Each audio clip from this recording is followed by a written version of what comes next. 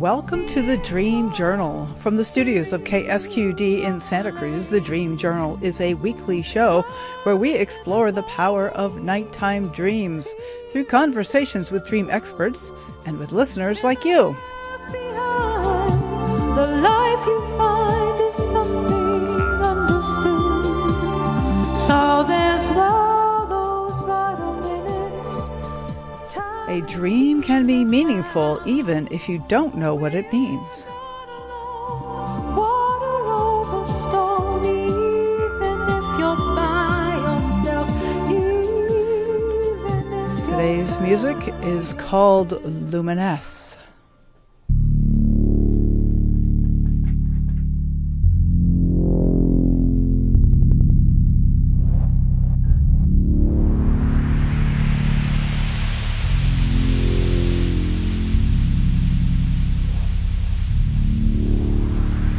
Dreams are a doorway to the vast, inclusive world of unconscious images and connections. So says today's guest, Dr. Apela Colorado of the Worldwide Indigenous Science Network. Truly a woman between the worlds, Dr. Colorado promotes an understanding between indigenous and modern world perspectives. I am your host, Catherine Bell of Experiential Dreamwork, and welcome to the Dream Journal. We will be taking call-ins during the last 30 minutes of the show. You can also email us anytime at onair@ksqd.org.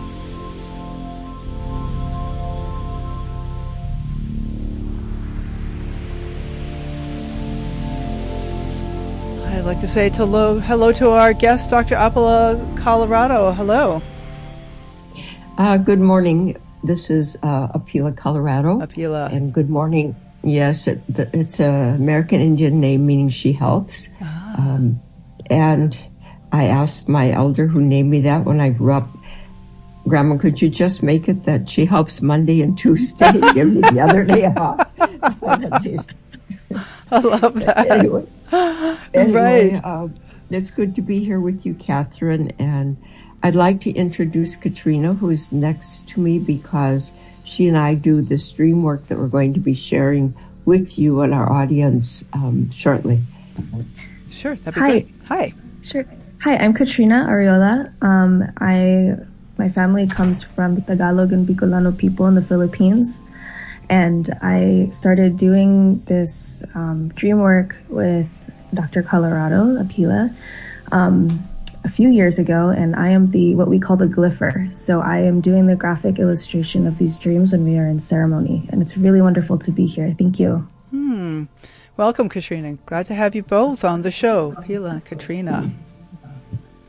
Well, let me read a little bit about Dr. Colorado here to give more of an introduction. Apela Colorado, PhD of Oneida Gal ancestry, has dedicated her life's work to bridge Western thought and indigenous worldviews.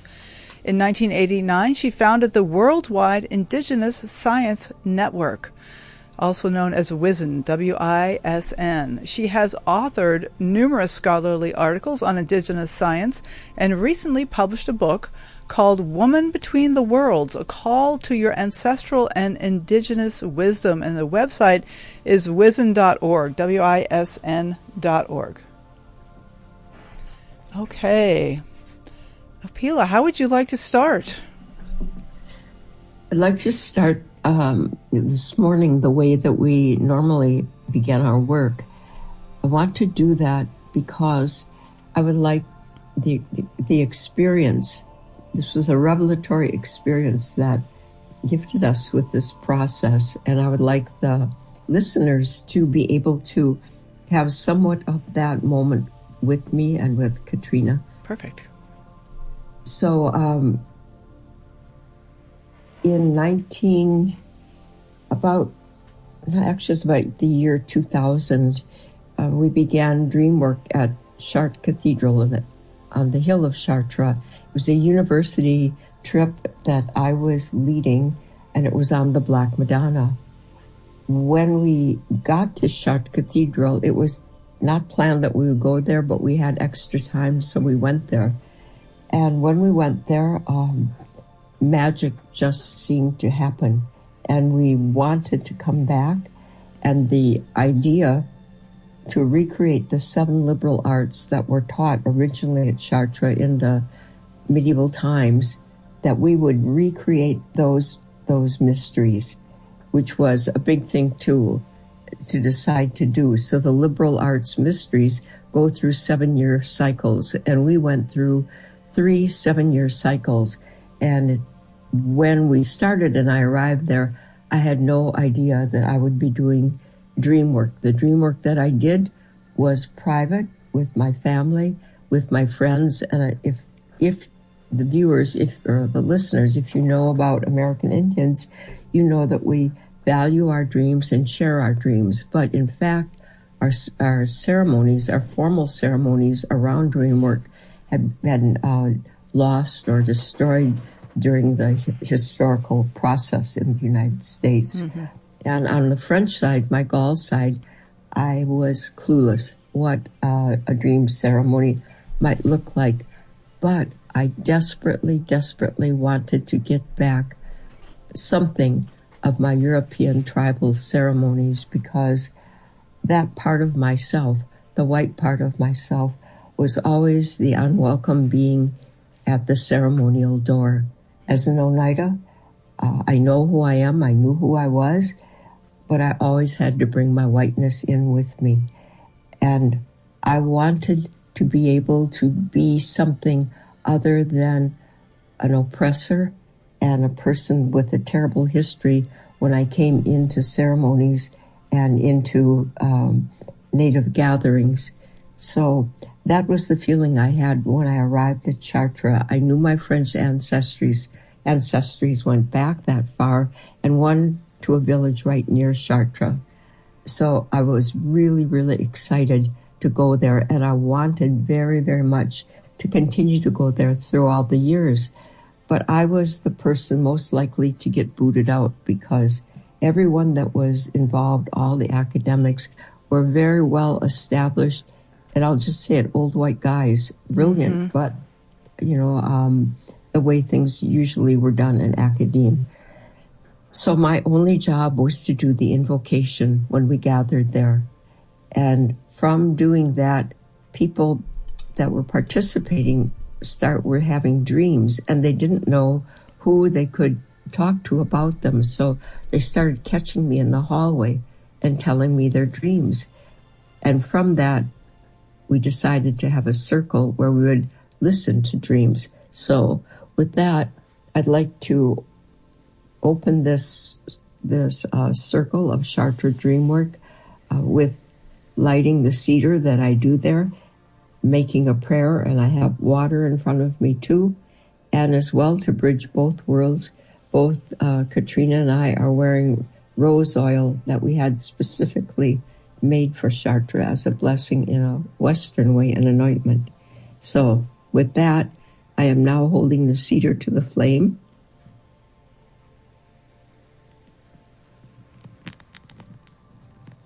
I can hear it.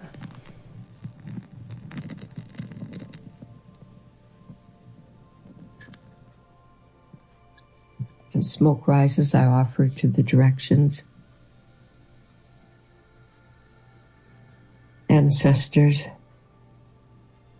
Spirit of the Moon, Grandmother, please be with us today on this podcast, that the beauty and the wonder of communication with you, gifted to us at Chartres, at the sacred hill of the Gaul, that mystery, that beauty, that miracle becomes evident and open to people on this podcast, and help Katrina, myself, and Catherine to find the words and the feelings that those who listen may take into their heart, and so become beautiful dreamers themselves.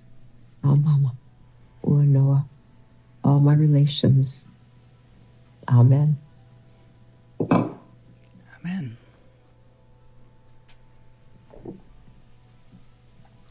So with that, you can imagine we move into a big room in a 12 a building with 3-foot thick walls, stone walls, painted white, and the big French windows that open up from the center with curtains lufting in the breeze, the sun coming in, the swifts darting back and forth, and the coo of the doves. And as we form our circle now, we will hear this music.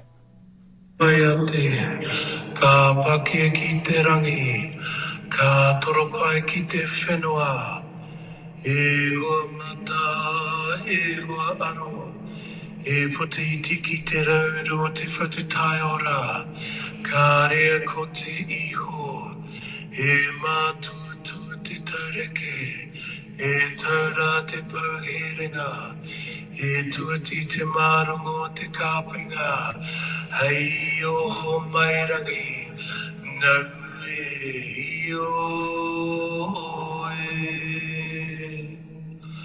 Mātua te koropeko a te huaneke. So in this case, you can hear the chanter is calling to spirits. And in this case, we're calling to our grandmother Moon, whose intelligence and compassion washes our own mind, our own brain each night in our sleep, just like the tide to the shoreline, and brings us these beautiful images and messages from the dark. With that, we begin our Charter Dream Circle, and we normally, after I've said the prayer, then we ask people, does anyone have a dream that they would like to share this morning? As I ask that, Katrina, do you want to say what you're doing, please? Sure. So if you can imagine that we're in this room now and the ceremony is taking place and we're sitting in a circle, I am sitting in the center of the room. And I could actually read an excerpt of this scene. A warm summer breeze dances through these large French windows and curls around in a big swirl of energy, and I'm seated on the floor in the center of a large room with my skirt pulled around my crossed legs as I stare at this blank white sheet before me. And the paper sits there, bare and empty, just waiting for inscription and waiting for dreams to arrive. And one by one, the dreamers enter the room and quickly form a circle around the center. So as the ceremony begins and Apela asks if anyone has a dream to share, as somebody shares their dream, I begin to draw it. And there's something extraordinary that happens in this process that we call glyphing. So simultaneously, I am making images of the dream as people are speaking them, and somehow time expands during the ceremony where I'm able to capture the messages and the images that come through the stream before the dreamer finishes telling the dream. And so not every single part of the dream makes it, but just the images and messages that are supposed to come through. And so I'm only using simple images to convey these messages. And by the end of the ceremony, it's everybody's dream as a collective on one large sheet of paper. And it somewhat resembles, or is meant to resemble, petroglyphs in the way that, you know, they tell a story using simple images. And so that is what the end of the ceremony looks like. There's something that kind of happens to me where I wouldn't say blackout is the right word, but something is coming through me while I draw. And then the next thing I know, the ceremony has ended. The way that this unfolded is really beautiful and strange. And when we have a call-in, maybe some people will give me insights about it, because it really is a mystery. When I went to France, I really wanted to find some trace of my old French tribal ancestry. And it really didn't seem possible, because it's over 1,000 years that it's been lost. And still, I knew that since in my own tribe, Oneida, we had to do a lot of cultural remembrance in the days of the American Indian movement. And we found out we could get our powers back. With that understanding, I came to France. I want my powers back.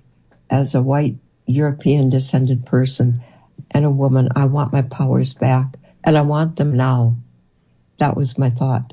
But I also knew I might only be there the once, because I wasn't a brilliant, well-published old guy scholar. So what happened to me there is, just before I left, a dream came to me. And here's a dream that actually we have, Katrina has glyphed. In the dream, and you notice I say a dream came to me. In a Western world, we like to say, I had a dream, as in possessing. And indigenous-wise, it comes to us. So a dream came to me. It's a nighttime, and the stars overhead are twinkling. The sky is an indigo color, and I realize I'm standing chest deep or bobbing in icy cold waters of the north. Something draws my attention to the night sky. I look up, and a blue-white light is pulsing towards the water at enormous speed. It hits the water, and as it hits the water, a concentric ring, of course, forms, and I'm in the edge of the water that's rising, and I can hear in the dream the shh of the water as it's cascading up and then down. In the center of the circle, there's a movement, and I look, and the head of a white polar bear pops up, and it begins swimming just majestically, shoulders and head above the water towards, and I look to the right, and I see an old map of France and the river Seine, and I know that it's swimming towards that river.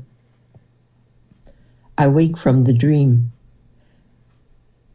A traditional story from the Sami people in northern Scandinavia comes to me, and the story is about a prophecy. The prophecy says that when the great white bear of the north returns to what we would call Europe today, it will be a time of great cultural renaissance. So I took hope from that dream, a lot of hope.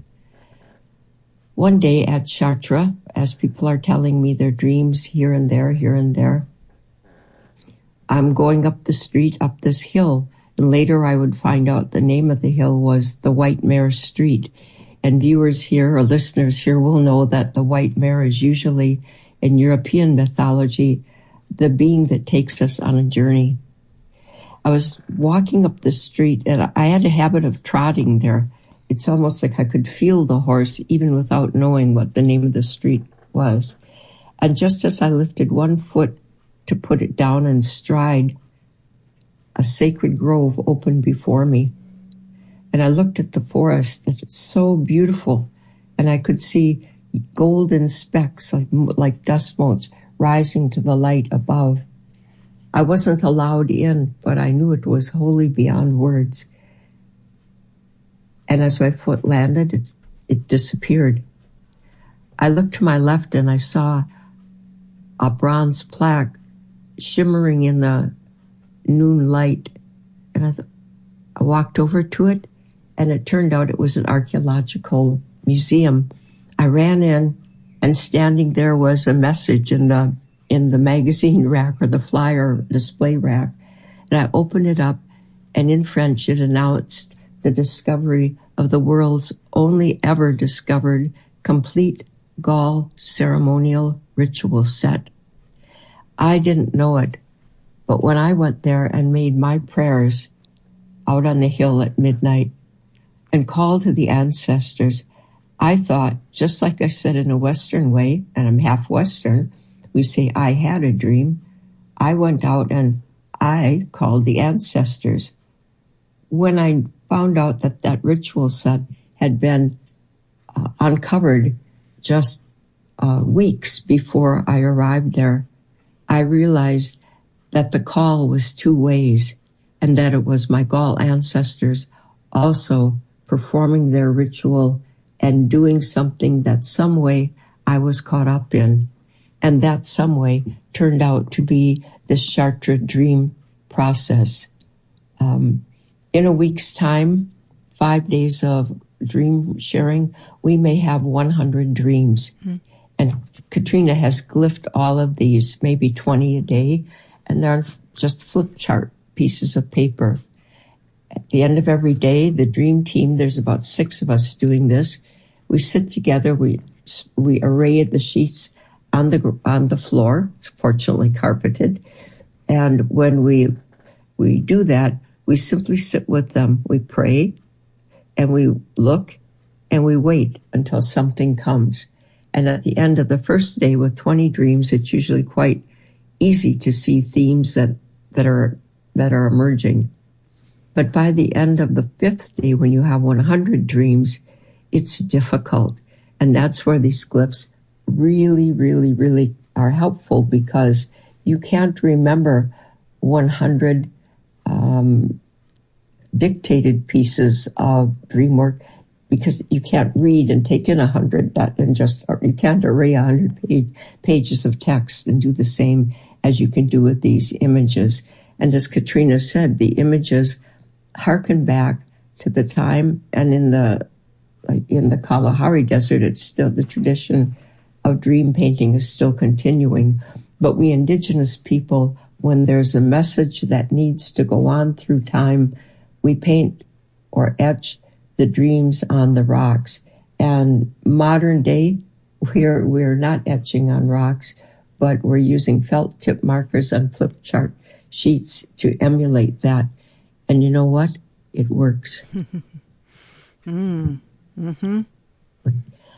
I'm pausing here to see if you have anything you want to ask or add. I'm really enjoying this. I really feel like I'm basking in this beautiful description. I'm picturing the image of the cathedral and the people and the dreams and all the pictures. You can see some of the pictures on her webpage, the glyphs, as you call them, that Katrina makes, the glyphs. And we will be taking a half-hour break in just a few minutes, but there's time for a few more minutes if you have some other things you want to say. We can maybe talk a little bit. I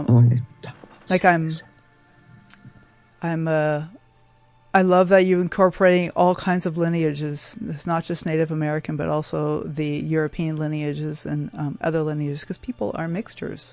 So this is very beautiful work, Apela. So, Catherine, yes. Watching the time click by, what I want, if there's one message that I want to get to the people listening, it's this. There is a way to recover our ceremonies in authenticity, not new age, not ungrounded. There is a way to recover our ceremonies from sacred place that we come from. And what happened to us at Chartres, this mystery shows that that's the case. So let me conclude my remark this way. After I saw the brochure and knew that a Gaul ritual set had been found, of course, I wanted to see it. I asked the woman at the desk, and she says, no, I cannot see it because the professor is off on holiday, because we always did our workshops in summertime. The professor's on holiday. From that moment, it took 14 years of calling and asking and stopping because of French bureaucracy. Wow. Finally, just before 2020, just before the COVID lockdown. Maybe 2019 then. Well, either way. Yeah. It was 2019 or 2020, I'm not sure which. But anyway, we finally got permission to see it. And the people at this little museum, Chartres, a tiny town, were lovely about it. They had the whole set just arrayed on a table. Just if you would sit down, imagine yourself sitting at your table, and there's your coffee cup. That's how close the ritual set was to me. And the person you heard chanting Timothy, we gathered around it and prayed and chanted with it, much to the embarrassment of the researchers there. But we were the first people to pray with that set since it had been buried. And these amazing synchronicities are just beautiful, a sign of some kind of deeper wisdom coming through, in my belief. the ancestors. Yes. So the thing was that we got to see the set, and the morning that we left Chartres, a dream came to me, and in the dream I saw our dream set in the grove that I had seen in vision while I was running up the hill, and we were in a sacred circle, and each of us had a wooden box because the ritual set was found in a wooden box, and each of us had a set. And I looked and I realized we each have the power to go out to do this ceremony. And good thing, because COVID hit, and then we went virtual and we could do it. Mm-hmm. So Katrina has one or two remarks. No? You want to say? Well, we don't have time. Or that's okay. Go ahead. Yeah, is that okay? Yeah. All right. Yeah, I just wanted to say this ceremony has this really incredible ability to change your relationship to the earth. If we're going to talk big picture, it's really important that this is a communal thing. I know that on your last episode, you had somebody wonderful on here talking about also, graphic illustration of dreams, but it's just a bit different to do it in a collective because it changes, as Dr. Colorado has said before, like the dream of the earth is recognized too. And so because we're on a sacred site, and that's what always happens at that site for thousands and thousands of years. People go there and the earth begins to speak in a particular way, and it's the way of the mother at Chartres. There are no people buried in Chartres Cathedral. It's all, and Gauls there's a cave with a spring and black and white rock come together, and once a year, Gaul people would do a renewal ceremony there for the seasons. And it was always about the mother. So long before the cathedral was built, it was a sacred site. That's what you're saying. Yes, I have a secret project in mind to move the, cathedral. Perfect. Age-old, time-old struggle of Indigenous people to, have their ceremonies back, and not only that, to get their objects, or not even objects, those are things that are imbued with life, back 14 years. Yeah, and for me, it was good that I'm half American Indian and half French, because I have an American Indian ceremonial background, and I came of consciousness as a young woman in the American Indian movement when we got our ceremonies back in 1978, when it became legal, because it was illegal to practice American Indian ceremonies up to that time, if you can believe it. Wow. And because of our efforts in AIM, we were able to get our religious freedoms. And I was present and participated in the uncovering of ceremonies that had been underground since contact and invasion by Europe. So the ceremonies were just as they had been, and they were strict and they were powerful. Things happened. Spirits come in the rooms. Doors would open and close on their own. You could hear spirit voices. People healed.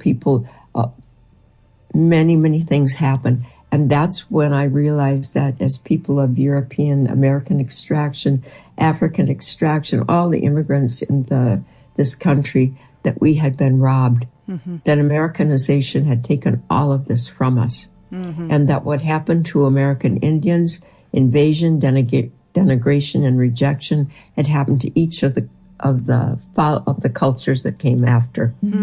And we're going to change it right now on this call. Perfect. Thank you. Dr. Apela Colorado, so glad to have you on the show, and also Katrina Ariola. I think I said that right.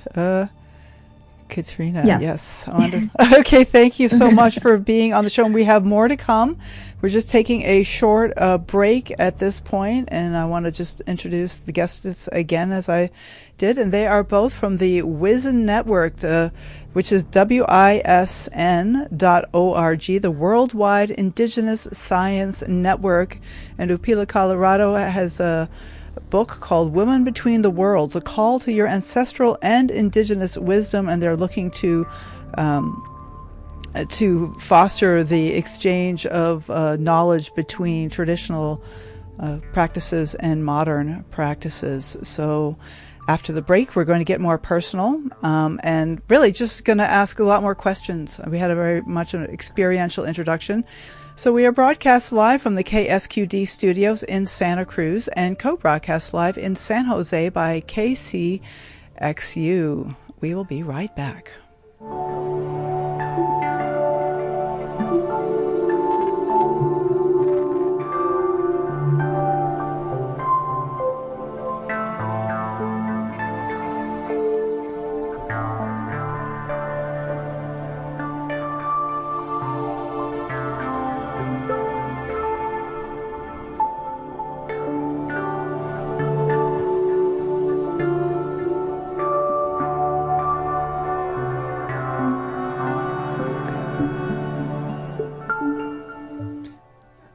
So you are listening to The Dream Journal. My name is Catherine Bell of Experiential Dream Work. And I'd like to say that people all over the world are interested in their dreams. If you want to nudge the algorithm and help spread interest in dreaming, please follow The Dream Journal on your favorite podcast app. You can go to Facebook and Instagram to find out about upcoming shows and pod drops by following hashtag The Dream Journal and @Experiential Dreamwork. If you're inspired, please leave a rating or review, but most importantly, tell your friends. The mission of the journal is to get people talking about their dreams. And as we've been learning from our guests today, there doesn't need to be an analysis. In fact, it's better if dreams are just accepted as they are. That's how I see it. And so if you share your dreams with your friends, then I think the podcast is making a difference. So you can also contact me if you'd like to be a guest on the show. You can talk about a new book you might be releasing, or you can let folks know about your dream-related offerings. Next week, the Dream Journal hosts Laura Heilman, who will be talking about long-term dream journaling. How do we keep up with all that wisdom and creativity? I know I get focused on the dream of the moment, and yet there's a larger arc to pay attention to. We'll be talking about that next week with Laura Heilman. So our guest today is Dr. Apela Colorado and Katrina Ariola, and we are talking about the Worldwide Indigenous Science Network, WISN.org, and the way that we can bring traditional knowledge in together with modern understanding. So, Dr. Colorado, where would you like to go from here? Well, I'm hoping that someone will call in, but I could until and unless people do find their way to their cell phones and the number, I would like to share a bit about what happens when people do share their dreams at Chartra, and Katrina has glyphed them. So perfect. You need to tell me if someone calls, and then I'll stop. Right? I will do that. But being a professor, I can profess a very long time. I'm finding that there's a great deal of like experiential knowing that's happening in me as I listen to your voice. So I am happy to listen to you, and I certainly could share a dream if you like, but I'm happy to listen to what you have to offer. I think the work you're doing is very important, and I'm excited to be able to promote it. Yeah, what is so surprising to me is that when I reflect on it, what has happened to us, it's apparent that it's place-based. It only happened at the sacred hill at Chartra, and at Chartra, through research I did around the archaeology and the history and prehistory of the place, I found out that the Gaul people, Celtic people, their land or their nation covered all the way, went from Turkey to the British Isles at one point, so it's massive. There was one place annually that people met, and it was at Chart, and they met on this hill because it was a place that had the power to give them unifying vision and dreams and kept them together as a people. Archaeologists say they went there like for policy meetings and so forth, and I'm sure that's true. But what gives Indigenous people unity is vision. And with the vision comes the power to do it.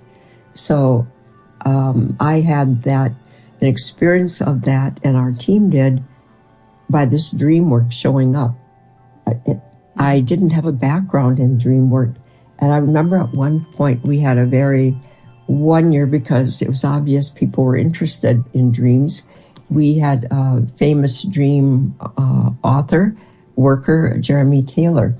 And he had a room with the folding door between my circle and all I had been doing, because I'd been there 4 or 5 years, I would hold a prayer circle with a candle and just what we did, smudge, pray. And there were only 2 or 3 women sitting there with me, and I felt humiliated. I said, why am I doing this? I don't know the dream ceremony from this land. I don't even know the dream ceremony from my own Oneida people. What do I think I'm doing? What hubris. And I could hear on the other side of the sliding door, there must have been 20, 30 people in there with Jeremy, laughing and talking as he was unpacking their dreams for them. And that moment was important, because that was a moment of surrender. I don't know what I'm doing. Help. And then the ancestors can come in and help. And they did. They presented this way of dream work that no one in the whole field of dream work has ever thought of. I didn't know that. We were just, by my ignorance, all I could do was, in a prayerful way, not block what was coming through. And this way of the earth voice coming through dreams, and of codifying the dreams collectively through the glyphing, and then, because it's good practice in therapy as well as in Indigenous ceremony, when we received all these dreams and they're on the spreadsheets, the question is, what are we going to do with them? We actually have now 2 callers. So what we're going to do with the dreams. Yay. Okay. I know, I love it. So when we have the dreams, at the end of the week, we discern a pattern, ceremony, and we put it in a slideshow, iMovie, with music, and present it back to the group before they leave. And that is a crucible, concentrating on dreams that intensely and doing the show, because people have the right to see in this group process what happened from it. Perfect. Thanks. Okay. I'm done. Okay. No, wonderful. And interesting that you crossed paths with the wonderful Jeremy Taylor. So I believe we have 2 callers on, and we may also have one in the studio. So I think Ryan is one of our callers. Can you say hello, Ryan? Hey, this is Ryan. Can you hear me? Yes. Where are you calling from? I'm calling from Philadelphia. Philadelphia. Wonderful. And then I believe there's another person on the line, but I think, would you like to say hello? Yes, hello. And what's your name? Hello, doctor. This is Ellen, local caller, Ellen Kane.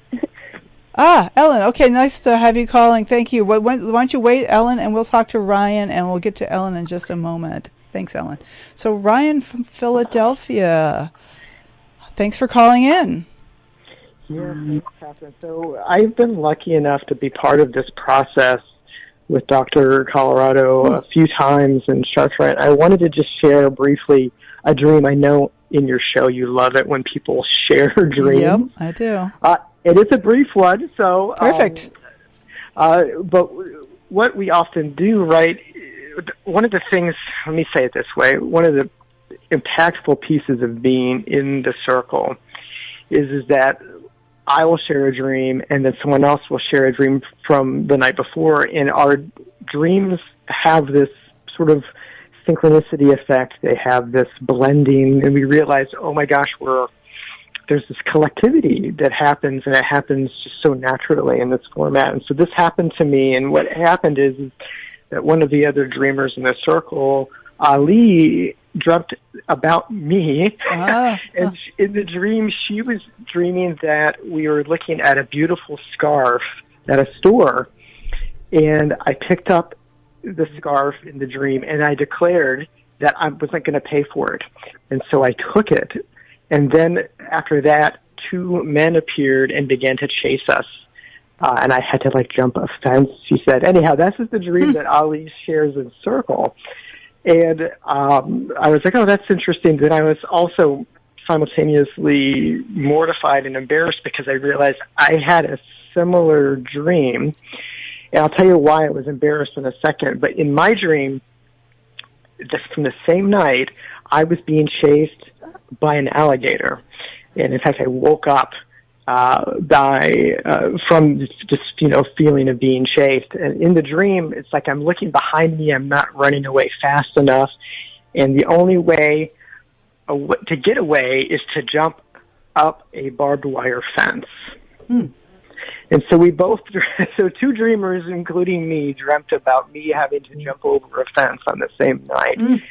And this is the piece that was embarrassing for me, and I'll just leave it at that, which was that the piece about the scarf hit me hard because I realized that in waking life the day before, I had been in the cathedral at Chartres, this beautiful, beautiful, incredible historical place, and I was looking at the shroud of Mary.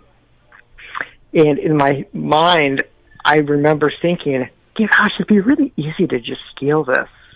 It'd be really easy to just really insecurity. I just went into this weird daydream fantasy about stealing the shroud, like really kind of odd and out of character for me. And I realized that this really kind of came through in Ali's dream too. And the piece that stuck with me is that this was almost an encounter for me of me confronting the Western mind that sees something and wants to steal it. And I had to basically come do a little shadow work here about like, why is this coming up right now as I'm facing my own deep ancestry here in this place? Anyhow, that was what I thought about it in the moment. I just wanted to share that experience. Thank you. I really appreciate talking to someone who has been to one of these experiences with Dr. Colorado. Thank you, Ryan. You bet. Thanks for having me. Okay. Take care. Do you want to have anything you want to add to that, Dr. Colorado or Katrina? See, here's the thing. I was wondering how this call would go because we don't analyze people's dreams. Right. We wait for all of it to show up. But I will say, if you look, there's another synchronicity. I talked in the beginning of this show about how in a Western way we say, I had a dream. I had a dream. And Ryan brings out in his dream at Chartres that he's stealing, the shroud that's the veil of Mary is one of the artifacts or relics that they have at the cathedral. It's the main one. And the shroud actually dates back to the time of Christ. They tested part of it. So the belief is, and the experience is, that this really belonged to Mary. And going through in a Western way, I would say it was a really big blessing for Ryan, catching how materialistically our poor, dissociative, formerly holistic brains have become through the cruelty of history and the disconnection from our homeland and our ceremonies. That's so true. So I'd like to turn to our second caller, if I may. This is Ellen from Santa Cruz, and we have a few minutes, so maybe you could just share briefly, Ellen. I just wanted to share a short dream. I had it yesterday morning, and it was, I like to try to remember my dreams a lot, but this one, even for me, was kind of like, wow. But I had unfortunately, no moment to do much, to just barely reflect on it, because I was in a big hurry to get ready for work. But in this dream, it's very, very short, and again, might be hard for me to articulate, but some entity, female entity, kind of like a shaman, I don't know, really, like, I just see these kind of wearing maybe a headdress, something crazy around the head, appears in my dream, and I feel like it's a very magical entity, and it had another, like an animal, maybe a monkey, or there's something else with it. And it just sort of like shows up, and I can't remember exactly where the dream was, where it was, because again, it was all very quick. But I just remember like it seemed very special, and then disappeared, and later, and then quickly it reappeared. There was some reappearance, and again, I can't articulate it. I'm sorry. It was just such a magical feeling. But then suddenly, in walks somebody I knew from my early 30s when I lived in Japan. His name was Atsushi, and he was like, "Oh my God, I'm so happy to see you!" And I don't know why I realized that was him. And actually, what he was running to was this. I think it was like a monkey that this shaman-like entity had with her, and he was running to go and give a hug or grab that monkey kind of. I don't even know if it was a monkey, this animal. And that was it. And I was like, I was so happy to see Atsushi. And it was all so bizarre.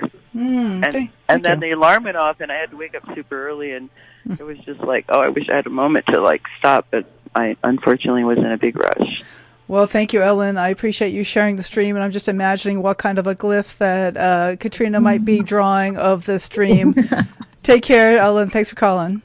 All right. Thank you very much for your beautiful show, Catherine. Oh, you're welcome. Bye. Bye-bye. Yeah, so we think we can just let that hang, or if you have, when we need to wrap up, maybe you'd like to talk a little bit about the Wisdom Network and what people can find there, Dr. Colorado. So just quickly, you'll notice 2 dreams, both were very short. Yep. Brief dreams, both felt a little embarrassed about the dreams that they did receive, and you can see in Ellen's dream, there's time comes into play, chronological time, but interdimensional or a multiplicity of times is evident. And when you see the monkey, it speaks back to maybe our primal origins, but also you can see the element of trickster or transformative energy. It's this, it's that. And then if we get into it more, which we will not, but if we did, we would talk about oral history and mythology from Japan that would pertain. And then we'll look at the dream that Ryan also shared, and how, and see what kind of interplay there is between the 2 dreams. And then we'll look at other dreams that will be reported. And from that comes this narrative arc that forms a pattern that we put into the movie that we share back. This is how it works. But both dreams, if I were to pontificate for a moment, I would say that even in these 2 dreams, there is, in response to you putting out the call for this conversation, the Grandma Moon has given us an answer. Like there's a change afoot will confront the Western mind, and transformation will occur. Just from beautiful. Thank you, and that's just a wonderful way to wrap up the show. I will say again, your webpage is wisn.org, WISN, the Worldwide Indigenous Science Network .org, and you have yes. Final words, please. Yes, okay, so just to let you know that in 2026, we will be published our new book with the working title, Dreaming in Place, an Ancestral Call to the Hill of Chartres will be released.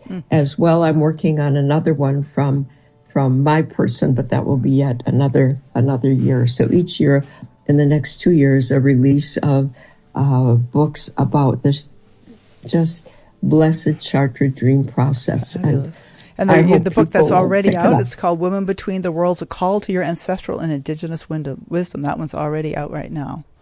Thank you so much. You. Thanks for your work, Apela. It's been a pleasure talking to you today. And Katrina, thank you too. We need to say thank you, ancestors. So thank you, ancestors, for your help today, and blessings for each of the people listening on this podcast, for Catherine and her work, and for the reality of the wonder of the images that come to us in night, like the stained glass windows of the Chartres Cathedral that glimmer in the setting sun late in the summer till late in the evening. and late in the hour of humanity, we turn to you for release from the hell that we are making of life. Ah, Mama, Ua Noa. The prayers are released. Amen. Thank you. All right. Okay, well, thank you all for listening. The Dream Journal is produced at the studios of KSQD in Santa Cruz, and we are live every Saturday at 10 a.m. Pacific at ksqd.org. The podcast is released on the Monday after the show. It spreads interest in dreaming when you subscribe, rate, and review. I am Catherine Bell. You can find out about my dream coaching practice at experientialdreamwork.com. Email me at catherine@ksqd.org, Katherine. Follow Experiential Dreamwork and hashtag The Dream Journal on Facebook and Instagram to find out about upcoming shows. Much thanks to Rick Cluffel, Tony Versamano, Max Deaton, audio editing by Suki Wessling. Intro and outro pieces are both by Mood Science. And tomorrow morning when you wake up, take a minute to write down your dream and bring it to the next Dream Journal.